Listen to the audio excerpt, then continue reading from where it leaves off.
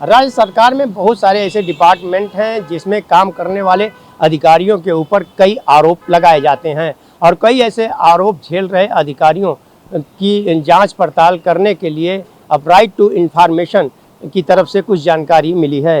राज्य सरकार के विभिन्न विभागों में भ्रष्टाचार के आरोप झेल रहे अफसरों से संबंधित 374 फाइलों को मंजूरी मिलने के इंतजार में है।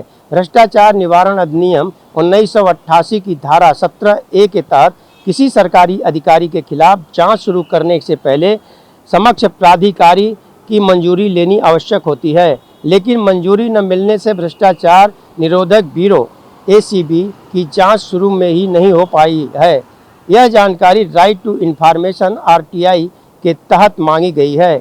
जानकारी में सामने आई है 374 मामलों में से 371 की मंजूरी समक्ष प्राधिकारी के पास 120 दिन से अधिक समय से लंबित है, जिसके कारण ACB जांच नहीं शुरू कर पा रही है। RTI कार्यकर्ता घाड़गे ने कहा है कि ACB का गठन भ्रष्टाचार पर रोकथाम के लिए हुआ था, लेकिन जो आंकड़े सामने आए हैं वह बताते हैं कि जवाबदेही की व्यवस्था चरमरा गई है। यदि ACB भ्रष्ट अफसरों के खिलाफ कार्रवाई नहीं कर सकती तो जनता का सरकार से भरोसा उठ जाएगा।